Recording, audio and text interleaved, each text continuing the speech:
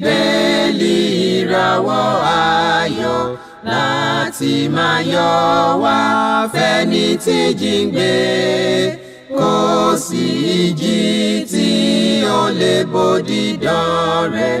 Jésù ti gbà àwọn tó ti sọnù.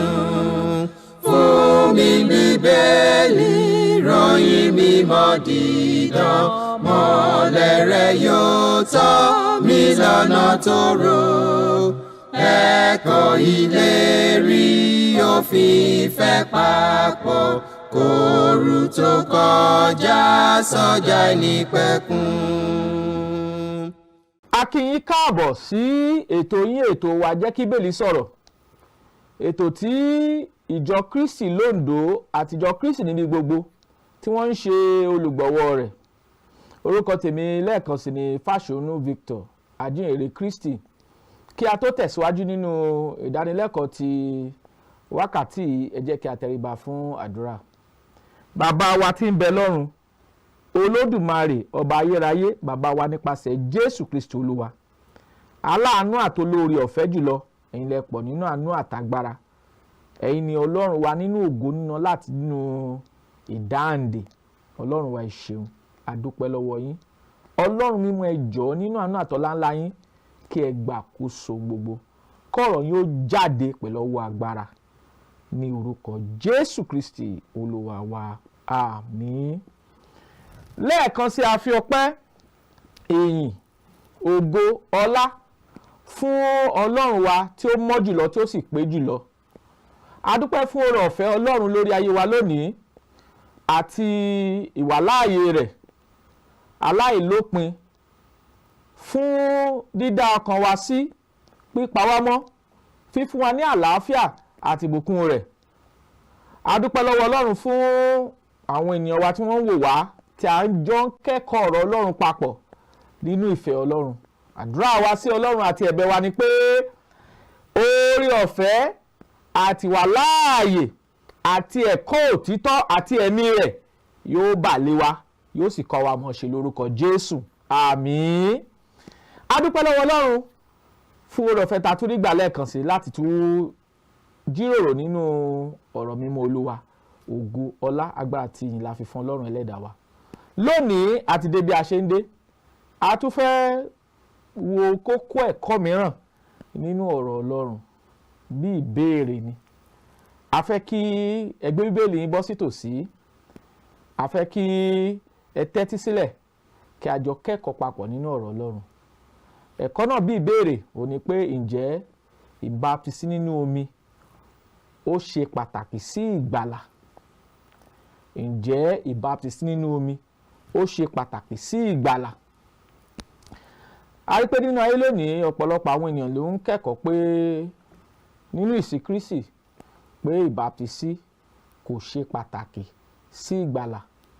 Téèyàn bá ti gbàgbọ́ tó sì ronúpìwàdà tó dẹ̀ pé Jésù Kristi sínú ayé wọn ó ti dẹni ìgbàlà.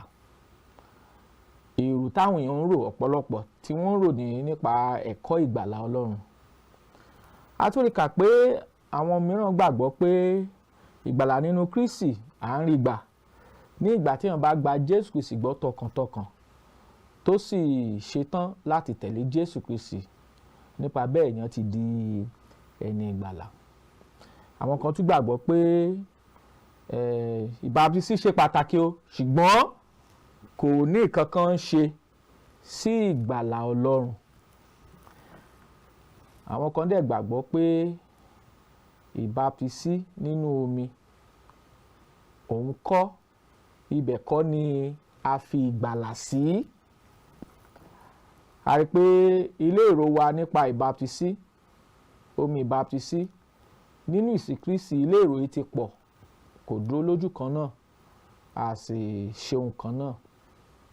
Ìdí ẹ̀ ni ètò yìí JEKIBIBELI sọ̀rọ̀ tí à ń wo àwọn ìbéèrè tó ní nǹkan ṣe pẹ̀lú ìgbàlà Ọlọ́run, nítorí àwọn ẹ̀kọ́ ìpilẹ̀ṣẹ̀ fún ẹnikẹ́ni láti wà nínú Kristi ni ẹ̀kọ́ nípa ìgbàlà Ọlọ́run.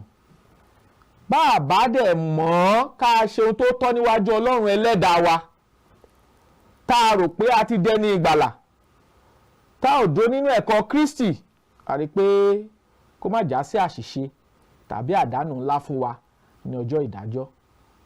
Ìdí ẹ̀ ló fi jẹ́ pé ó yẹ ká yẹ Bíbélì wa wò, ká máa wádìí ohun gbogbo tí Ọlọ́run gbé kalẹ̀ gẹ́gẹ́ bí ẹ̀kọ́.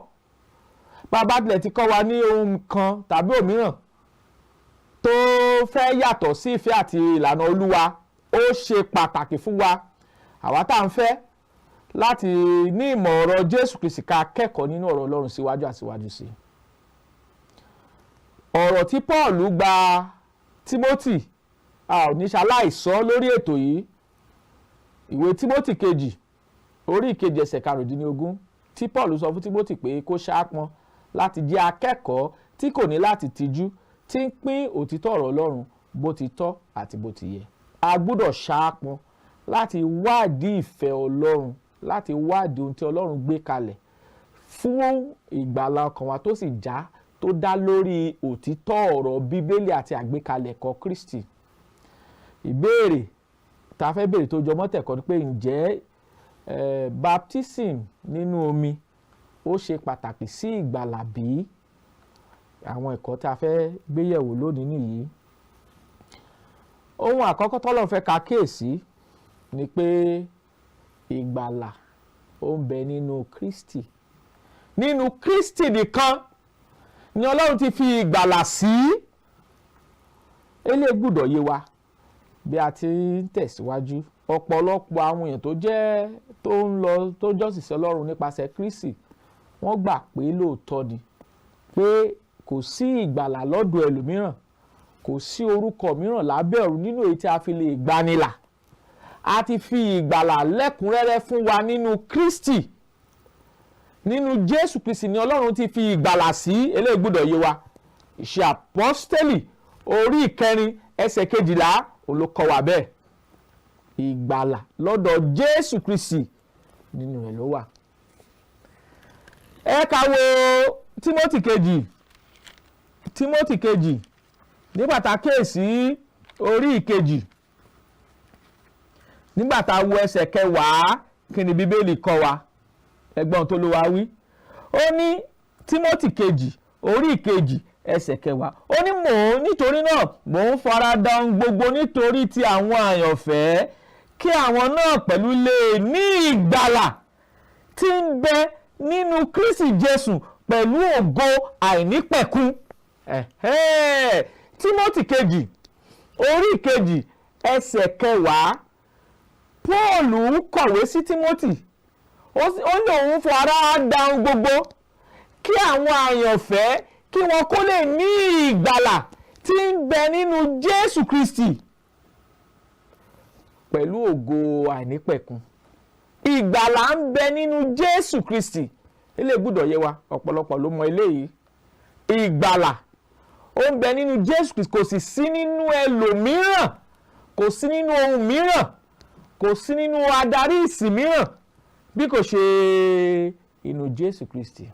A ti sọ lẹ́ẹ̀kan, Ìṣe Àpọ́stélì orí 4 ẹsẹ̀ 12, ó ní kò sí orúkọ mìíràn lábẹ́ ọ̀run nínú èyí tí a fi lè gbà wá là.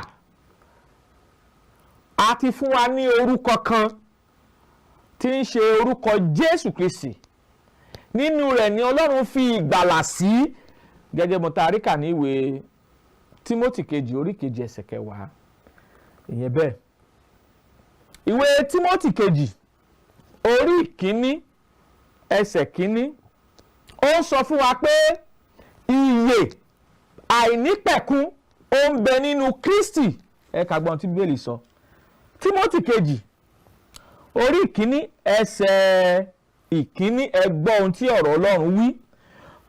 Paul àpọ́sítélì Jésù Kristi nípa ìfẹ́ Ọlọ́run, gẹ́gẹ́ bí ìlérí ìyè tí ń bẹ nínú Kristi Jésù. Ìgbàlà ń bẹ nínú Kristi Jésù. Timothy kejì orí 2 ẹsẹ̀ 10, ìyè sì ń bẹ, ìlérí ìyè sì ń bẹ nínú Jésù Kristi. Timothy kejì orí 1 ẹsẹ̀ 1. Gbogbo wa ló mọ̀ bẹ́ẹ̀. Àwọn tó gba Ọlọ́run gbọ́ nípasẹ̀ Jésù Kristi mọ̀ pé ìgbàlà ń bẹ nínú Jésù Kristi. Ìyè sì ń bẹ nínú Jésù Kristi. Gbogbo alálòyè eléyìí, àmọ́ eléyìí gbọ́dọ̀ yé wa bí a ti ń tẹ̀síwájú, torí pé Ọlọ́run ti fi ìgbàlà, ó ti fi sínú Jésù Kristi. Tá a bá ń sọ̀rọ̀ nípa ìgbàlà Ọlọ́run, inú Jésù Kristi ló wà, nítorí pé Jésù Kristi òun ní ètùtù fún ẹ̀ṣẹ̀ wa àti ẹ̀ṣẹ̀ gbogbo aráyé. Ẹsẹ̀ Bíbélì ló fi ẹsẹ̀ wa múlẹ̀, ìwé Jòhánù kínní nígbà tá a kíyèsí orí ìkejì ló fi ẹsẹ̀ wa múlẹ̀ bẹ́ẹ̀. Ẹ̀gbọ́n tí Olúwa sọ ni, ó ní òun sì ní ètùtù fún ẹ̀ṣẹ̀ wa, kì í sì ń ṣe fún tiwa nìkan ṣùgbọ́n fún ti gbogbo aráyé pẹ̀lú. Ìdí tí Ọlọ́run ti fi ìgbàlà sínú Kristi ni pé orúkọ rẹ̀ nìkan, orúkọ Jésù Kristi nìkan ni Ọlọ́run fi ìgbàlà sí. Ìgbàlà ń bẹ nínú rẹ̀, ìyè sì ń bẹ nínú Jésù Kristi, nítorí pé Jésù Kristi ní ètùtù fún ẹ̀ṣẹ̀ wa. Eléyìí gbọ́dọ̀ yé wa bí a ti ń tẹ̀síwájú. Kókó ẹ̀kọ́ tá à ń gbé yẹ̀wò, ǹjẹ́ ìbáptisí nínú omi ó ṣe pàtàkì fún ìgbàlà bí? Ìbéèrè tá à ń béèrè nìyí. A sì ń sọ pé ìgbàlà ó ń bẹ nínú Kristi Jésù, ìyè ó ń bẹ nínú Kristi Jésù. Tímótì kejì orí kìíní ẹsẹ̀ kìíní òun ló fi ẹsẹ̀ wa múlẹ̀ bẹ́ẹ̀, nítorí pé Jésù Kristi ni a fi ṣe ètùtù fún ẹ̀ṣẹ̀ wa. Ó ní àgùntàn Ọlọ́run tó wá sínú ayé láti wá kó ẹ̀ṣẹ̀ aráyé lọ. Jòhánù ìhìnrere orí ìkíní ẹsẹ̀ kọkàndínlọ́gbọ̀n 29 olófi ẹsẹ̀ wa múlẹ̀ bẹ́ẹ̀. Ó tá gbìyànjú láti sọ ni pé Jésù Kristi òun ni orísun ìgbàlà, òun ni a fi ṣe ètùtù fún ẹ̀ṣẹ̀ wa, òun sì ni olùpilẹ̀ṣẹ̀ àti aláṣepé ìgbàgbọ́ wa. Ìwé Hébérù orí 12 ẹsẹ̀ 2 ló fi ẹsẹ̀ wa múlẹ̀ bẹ́ẹ̀. Nígbà tá a wo Bíbélì, Jésù Kristi ó kú nítorí ẹ̀ṣẹ̀ wa, a sì kú rẹ̀ nítorí ẹ̀ṣẹ̀ wa, ó sì jíǹde ní ijọ́ kẹta nítorí ẹ̀ṣẹ̀ wa. Kọ́ríńtì kínní orí 15, mo fẹ́ ká kíyèsí láti ẹsẹ̀ kínní títí dé ẹsẹ̀ 4 ká gbọ́ ohun tí Bíbélì wí. Ẹ gbọ́ ohun tọ́rọ̀ Ọlọ́run sọ. Kọ́ríńtì kínní orí 15 ẹsẹ̀ 1 sí 4. Ẹ gbọ́ o. Ó ní, ìjẹ́ ará, èmi ń sọ ìrere náà di mímọ̀ fún yín tí mo ti wàásù fún yín, èyí tí ẹ̀yin pẹ̀lú ti gbà, nínú èyí tí ẹ̀yin sì ti dúró, nípasẹ̀ èyí tí a fi ń gbà yín là pẹ̀lú, bí ẹ̀yin bá di ọ̀rọ̀ tí mo ti wàásù fún yín mú ṣinṣin, bí kò ṣe ẹ̀yin bá gbàgbọ́ lásán. Nítorí pé níwájú ohun gbogbo mo ti fi èyí tí èmi pẹ̀lú ti gbà lé yín lọ́wọ́, bí Kristi ti kú nítorí ẹ̀ṣẹ̀ wa gẹ́gẹ́ bí ìwé mọ́ ti wí, àti pé a sì kú rẹ̀, àti wípé ó jíǹde ní ijọ́ kẹta gẹ́gẹ́ bí ìwé mọ́ ti wí. Ẹ gbọ́ ọ̀rọ̀ Olúwa ti bá wa sọ̀rọ̀. Ó kú gẹ́gẹ́ bí nítorí ẹ̀ṣẹ̀ wa, a sì kú rẹ̀ nítorí ẹ̀ṣẹ̀, ó sì jíǹde gẹ́gẹ́ bí ìwé mọ́ ti wí. Ìdí tí a fi ìgbàlà sínú Jésù Kristi Olúwa wa nìyí. Jésù Kristi ní ìgbà tó jíǹde kúrò nínú òkú ló wá sọ fún àwọn àpọ́sítélì rẹ̀ ní ìwé Mátíù orí 28 láti ẹsẹ̀ 18 sí 20. Kí ni Bíbélì wí? Torí a gbọ́dọ̀ sọ̀rọ̀, Bíbélì ti sọ̀rọ̀, a sì gbọ́dọ̀ dákẹ́ níbi tí Bíbélì bá ti dákẹ́. Kí ni Bíbélì wí? Ní ìgbà tí Jésù Kristi kú tí a sì kú rẹ̀ tó jíǹde ní ijọ́ kẹta, ló wá pàṣẹ fún àwọn àpọ́sítélì rẹ̀ ní ìwé Mátíù orí 28 nígbà tá a kíyèsí ẹsẹ̀ 18 sí 20. Kí ni Bíbélì wí? Jésù sì wá, ó sì sọ fún wọn pé gbogbo agbára ní ọ̀run àti ní ayé ni a fi fún mi. Nítorí náà ẹ lọ, ẹ máa kọ́ orílẹ̀-èdè gbogbo kí ẹ sì máa baptisi wọn ní orúkọ Bàbá àti ní ti Ọmọ àti ní ti Ẹ̀mí Mọ́. ẹ̀wọ̀ ẹsẹ̀ 20.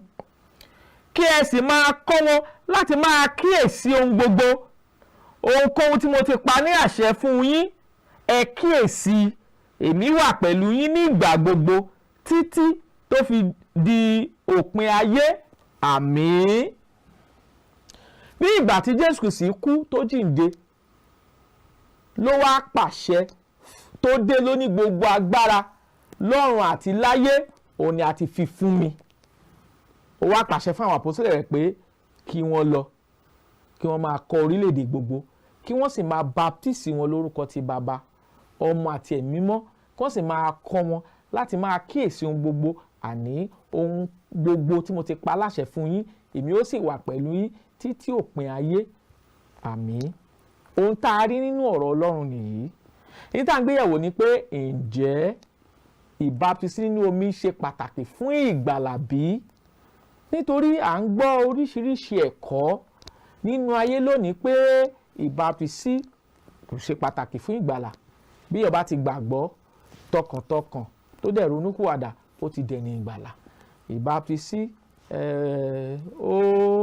ó ṣe pàtàkì, ṣùgbọ́n àwọn kan ló ṣe pàtàkì ṣùgbọ́n kò ní nǹkan ṣe pẹ̀lú ìgbàlà Ọlọ́run. A gbúdọ̀ wádìí ohun tí Bíbélì gbé kalẹ̀, tí Kristi fúnra ara rẹ̀ gbé kalẹ̀ gẹ́gẹ́ bí ẹ̀kọ́ nípa ìgbà tí ènìyàn dẹni ìgbàlà nínú Kristi, torí pé Jésù Kristi ni ó ní gbogbo àṣẹ. Jésù Kristi là sọ pé ẹ̀kọ́ tó ń kọ́ wa ní fún ìgbàlà rẹ̀ láti dẹni ìgbàlà nínú Kristi, ó sì ti kọ́ wa. Tiwa ni pé ká wo Bíbélì tí ń ṣe ọ̀rọ̀ Ọlọ́run, kí a sì di òtítọ́ èyí tí ń ṣe ọ̀rọ̀ Ọlọ́run kí a dì í mú gẹ́gẹ́ bí a ti pàṣẹ fún wa. Ǹjẹ́ ìbáptísì nínú omi ó ṣe pàtàkì fún ìgbàlà Ọlọ́run bí? Níta ń gbéyẹ̀wò gẹ́gẹ́ bí ẹ̀kọ́ nìyí, a sì ti ń gbéyẹ̀wò ní ṣísẹ̀ntẹ̀lé. So a ti rí pé gbogbo àṣẹ nínú ìsìn láti di ẹni ìgbàlà, láti di ọmọ Ọlọ́run, láti di àtúnbí, láti wọnú ìjọ, láti dúró nínú ẹ̀kọ́ Kristi, òun láti kọ́ wa. Gbogbo àṣẹ sì ń bẹ lọ́dọ̀ ta ni? Ọ̀dọ̀ Jésù Kristi Olúwa wa. Jésù Kristi láláṣẹ, torí pé ó sọ bẹ́ẹ̀ pé gbogbo agbára lọ́run àti láyé láti fi fún mi. Ó wá ń pàṣẹ fún àwọn àpọ́sítélì rẹ̀ pé kí wọ́n lọ sí gbogbo ayé, kí wọ́n sì kọ orílẹ̀-èdè gbogbo, kí wọ́n máa baptisi wọn lórúkọ ti Baba, Ọmọ àti Ẹ̀mí Mímọ́, kó sì máa kọ́ wọn láti máa kíyèsí ohun gbogbo, àní ohun gbogbo tí mo ti pa láṣẹ fún yín. Èmi ó sì wà pẹ̀lú yín títí òpin ayé. Àmín. Ohun tí Jésù sọ nìyí, tá a rí gẹ́gẹ́ bí àṣẹ. A sì gbọ́dọ̀ tẹ̀lé àṣẹ Kristi. Ọgbọ́n ènìyàn ò tó, ìmọ̀ ènìyàn ò tó, òye ènìyàn ò tó, a gbọ́dọ̀ padà sí ohun tí Bíbélì sọ. Ǹjẹ́ baptism nínú omi ó ṣe pàtàkì sí ìgbàlà bí? Ẹ̀kọ́ tá à ń gbéyẹ̀wò lọ́wọ́lọ́wọ́ nìyí. Mo sì fẹ́ ká lọ sí Bíbélì. A ti fi hàn wá pé Jésù Kristi láláṣẹ. A sì tún sọ fún wa pé kí ni ète tàbí ìrònú ìgbàlà èyí tí Ọlọ́run gbé kalẹ̀ nínú Jésù Kristi Olúwa wa. Kí ènìyàn ó tó lè di ẹni ìgbàlà nínú Jésù Kristi, gẹ́gẹ́ bí àgbékalẹ̀ tá a nínú ọ̀rọ̀ Ọlọ́run, ìgbésẹ̀ 5 ló ní láti tẹ̀lé kó tó lè dẹni ìgbàlà. A fẹ́ wo àwọn ìgbésẹ̀ náà tá bá débi tí ìbáptisí parí sí. A fẹ́ wo pàtàkì rẹ̀, pàtàkì ẹ̀kọ́ tí Jésù kọ́ wa nípasẹ̀ ìgbàlà Ọlọ́run nípa ìbáptisí. Ọ̀rọ̀ Ọlọ́run fi ẹsẹ̀ wa múlẹ̀ pé a gbọ́dọ̀ gbọ́ òtítọ́ ọ̀rọ̀ Ọlọ́run nípa ìgbàlà. Ẹ̀kọ́ òtítọ́ a gbọ́dọ̀ gbọ́, torí Jésù Kristi sọ fún wa pé ẹ̀yin yóò mọ òtítọ́, òtítọ́ yóò sì sọ yín di òmìnira. Ọlọ́run kórìíra àbọ̀ ẹ̀kọ́. Ọlọ́run fẹ́ ká ní ẹ̀kọ́, ká sì dúró ṣinṣin. Àwọn olóyìnbó sọ pé sound, ká dúró nínú ẹ̀kọ́ Kristi, kí a fẹsẹ̀ rinlẹ̀, ká ta gbòǹgbò nínú ẹ̀kọ́ Jésù Kristi Olúwa wa, kí a tó lè di ẹni ìgbàlà, kí a tó lè mọ ohun tí ìgbàlà Ọlọ́run jẹ́. A gbọ́dọ̀ gbọ́ ìyìnrere Jésù Kristi gẹ́gẹ́ bí a ti rí àgbékalẹ̀ rẹ̀ nínú ìwé Róòmù orí 10. Kí ni ìwé Róòmù orí 10? Nígbà tá a kíyèsí ẹsẹ̀ 14, kí ni Bíbélì kọ́ wa? Róòmù orí 10 ẹsẹ̀ 14, kí ni Bíbélì kọ́ wa? Ẹ gbọ́ ohun tọ́rọ̀ Ọlọ́run sọ. ó ní wọ́n wá ṣe ti ké pe ẹni tí wọn kò gbàgbọ́, wọ́n wá ti ṣe gba ẹni tí wọn kò gbúròó rẹ̀ rí gbọ́, wọ́n wá ti ṣe gbàgbọ́ láìsí oníwàásù. Kò sí bí ènìyàn ṣe lè di ẹni ìgbàlà nínú Kristi láì gbọ́ òtítọ́ ọ̀rọ̀ Ọlọ́run. Kò sí bí ènìyàn ṣe lè di ẹni ìgbàlà, kò sí bá a ṣe lè kọ́ láì tí a kọ́ ní ẹ̀kọ́ òtítọ́ láì bá ṣe pé ó bá gbọ́ ẹ̀kọ́ òtítọ́. Kò sì sí bí a ṣe lè gbọ́ láìsí ẹni tí yóò wàásù ọ̀rọ̀ náà fún wa láti di ẹni ìgbàlà. A ní láti gbọ́ ọ̀rọ̀ Ọlọ́run, òtítọ́ ọ̀rọ̀ Ọlọ́run. Nígbà tá a kíyèsí ọjọ́ Pentecost, ìwàásù àkọ́kọ́ tí Pétérù wàásù, Bíbélì ní ìgbà tí wọ́n gbọ́, ọkàn wọn gbọgbẹ́, wọ́n sì béèrè lọ́wọ́ Pétérù àtàwọn àpọ́sítélì yòókù pé ará, kí ni kí àwa kí ó ṣe? Fún ẹnikẹ́ni láti dẹni ìgbàlà nínú Kristi, ó ní láti gbọ́ òtítọ́ ọ̀rọ̀ Ọlọ́run. Òtítọ́, the truth, a ní láti gbọ́. A ní láti gbọ́, ó ṣe pàtàkì fún wa láti gbọ́. Jésù Kristi náà kọ́ wa nípa gbígbọ́ òtítọ́ ọ̀rọ̀ Ọlọ́run, gbígbọ́ òtítọ́, gbígbọ́ ẹ̀kọ́ òtítọ́, ó kọ́ wa bẹ́ẹ̀. A ní láti gbọ́ òtítọ́ ọ̀rọ̀ Ọlọ́run. Ìgbésẹ̀ àkọ́kọ́ nìyí sí ìgbàlà Ọlọ́run nínú Jésù Kristi Olúwa. Ìgbésẹ̀ kejì, èèyàn ní láti gbàgbọ́. Ìwé Róòmù orí kìíní ẹsẹ̀ 16, 16, Pelu ní ojú kò tì mí láti wàásù rere Kristi nítorí agbára Ọlọ́run ni sí ìgbàlà fún olúkúlùkù ẹni tí ó bá gbàgbọ́, fún Júù ṣáájú àti Hélénì pẹ̀lú. Nínú rẹ̀ láti fi òdodo Ọlọ́run hàn pé olódodo ni yóò yè nípa ìgbàgbọ́. Kò sí bá a ṣe lè gbọ́, kò sí bá a ṣe lè gba ìrere Jésù Kristi gbọ́ láì bá sí pé a gbọ́, láì bá sí pé a gbàgbọ́. Ìwé Hébérù orí 11 nígbà tá a kíyèsí ẹsẹ̀ 6, ó ní láì sí ìgbàgbọ́ kò ṣeé ṣe láti wọ Ọlọ́run. Ẹnikẹ́ni tó bá máa gbàgbọ́ láti gbàgbọ́ pé ó ń bẹ àti wípé ó ní olùṣẹ̀san fáwọn tó bá fi ara balẹ̀ wá. A ní láti gbọ́ òtítọ́ ọ̀rọ̀ Ọlọ́run, a ní láti gbàgbọ́, a ní láti ronúpìwàdà. Pétérù kejì orí 3 ẹsẹ̀ 9, Olúwa kò fi rẹ̀ jáfara gẹ́gẹ́ bí àwọn ẹlòmíràn ti ń ka ìjáfara, ṣùgbọ́n mú sùúrù fún kẹ́nikẹ́ni kó má bàa ṣègbé bí kò ṣe kó wá sí ìrònúpìwàdà. A ní láti ronúpìwàdà kúrò nínú àwọn ìgbé ayé ẹ̀ṣẹ̀ tá à ń gbé, kúrò nínú ìgbé ayé tí kò fògo fọ́lọ́run. A ní láti fẹnu ara wa jẹ́wọ́ ìgbàgbọ́ pé Jésù Kristi ọmọ Ọlọ́run. Ẹ ká wo àpẹẹrẹ kan nínú Bíbélì, Iṣẹ́ Àpọ́sítélì orí 8, ká wo àpẹẹrẹ Fílípì àti ìwẹ̀fà Ethiopia. Ẹ ká wo láti ẹsẹ̀ 36, 36, ká gbọ́ ohun tí ọ̀rọ̀ Ọlọ́run sọ. Ó ní bí wọ́n sì ti ń lọ ní ọ̀nà, wọ́n dé ibi omi kan, ìwẹ̀fà náà sì wí pé wò ó, omi nìyí, kí ni ó ń dá mi dúró láti baptisi? Ẹ gbọ́ ohun tí Fílípì sọ. Fílípì sì wí pé bí ìwọ bá gbàgbọ́ tọkàntọkàn, a lè baptisi rẹ̀. Kí ló wí? Kí ni ẹ̀fà wí? Ó sì dáhùn, ó ní mo gbàgbọ́ pé Jésù Kristi ọmọ Ọlọ́run ní í ṣe. Kí ẹnikẹ́ni kó tó lè di ẹni ìgbàlà nínú Kristi, ó gbúdọ̀ gbọ́ ọ̀rọ̀ Ọlọ́run, ó gbúdọ̀ gbàgbọ́, ó gbúdọ̀ ronúpìwàdà, ó gbúdọ̀ fẹnu ara rẹ̀ jẹ́wọ́ ìgbàgbọ́ pé Jésù Kristi ọmọ Ọlọ́run ní í ṣe. Ìgbésẹ̀ tó kẹ́yìn, a gbúdọ̀ baptisi rẹ̀ nínú omi. A gbúdọ̀ baptisi rẹ̀ nínú omi. Gbọ́n tí ìwé Gàlátíà sọ ni. Ìwé Gàlátíà orí 3, ká gbọ́ ohun tí ọ̀rọ̀ Ọlọ́run gbé kalẹ̀ gẹ́gẹ́ bí ẹ̀kọ́. Ẹ gbọ́ o, Gàlátíà orí 3 ẹsẹ̀ 26 26 sí 27. Ẹ̀gbọ́n tó Olúwa wí, ó ní nítorí pé ọmọ Ọlọ́run ni gbogbo yín nípa ìgbàgbọ́ nínú Jésù Kristi, nítorí pé iye ẹ̀yin tí a ti baptisi sínú Kristi ti gbé Kristi wọ̀. Báwo la ṣe ń gbé Kristi wọ̀ gẹ́gẹ́ bí àgbékalẹ̀ ọ̀rọ̀ Ọlọ́run yìí? A gbúdọ̀ baptisi wa sínú Kristi kí a tó lè gbé Kristi wọ̀. Oyè ẹ̀yin tí a ti baptisi sínú Kristi ti gbé Kristi wọ̀. Bí a ṣe ń gbé Kristi wọ̀ nìyí, a gbọ́dọ̀ baptisi wá sínú Kristi. Ẹ ká tún wo ìwé Róòmù orí kẹfà. Róòmù orí kẹfà bàtà kéèsì ẹsẹ̀ kẹta ẹgbọ́n tó lọ wá wí. Ó ní tàbí ẹ kò mọ̀ pé gbogbo wa tí a ti baptisi sínú Kristi Jésù, a ti baptisi wa sínú ikú rẹ̀. Bí a bá baptisi wa, Allah ti baptisi wa sínú ikú rẹ̀.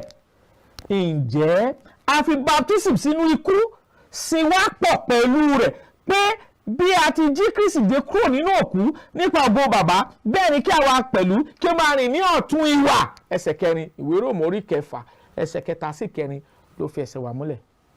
Ìyẹn túmọ̀ sí pé fún ẹnikẹ́ni láti di ẹni ìgbàlà nínú Kristi, ó gbúdọ̀ gbọ́, ó gbúdọ̀ gbàgbọ́, ó gbúdọ̀ ronúkúwàdà, ó gbúdọ̀ fẹnu ara rẹ̀ jẹ́wọ́ ìgbàgbọ́ pé Jésù sọmọ Ọlọ́run ní ṣe, a sì gbúdọ̀ baptisi rẹ̀. Ìbéèrè ni pé ǹjẹ́ ìbaptisi ǹjẹ́ ó ṣe pàtàkì fún ìgbàlà Ọlọ́run? Béèrè tá à ń béèrè nìyí. Ìdáhùn ni pé bẹ́ẹ̀ ni. Kí nìdí? Ìdí ni pé Jésù Kristi ló pàṣẹ pé a gbúdọ̀ baptisi wa. Òun ló pàṣẹ rẹ̀. Ìtàrí ní ìwé Mátì orí 28 ẹsẹ̀ 18 sí 19.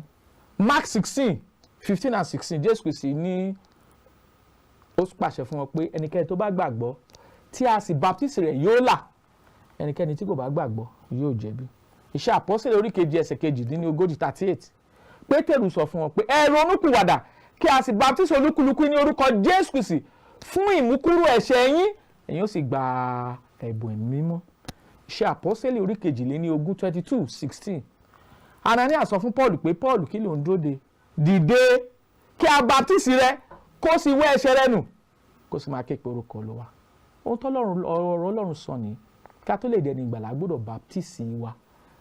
Ìbaptisi nínú omi ṣe pàtàkì sí ìgbàlà Ọlọ́run. Ẹ̀kọ́ Kristi nìyí. Ọlọ́run yóò wà pẹ̀lú wa lórúkọ Jésù.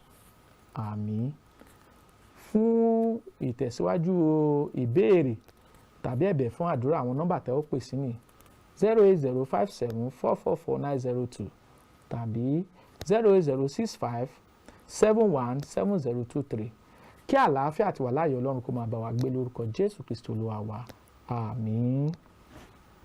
Fún mi ní Bíbélì ìràwọ̀ ayọ̀ láti máa yọ̀ wá fẹ́ni tí jíǹgbé, kò sí ìjì tí ó lè bòdì dán rẹ̀.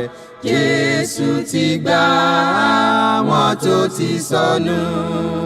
Fún mi Bíbélì ìròyìn mímọ́ dídán, mọ́lẹ̀ rẹ̀ yóò tọ́ mi lọ́nà tòrò.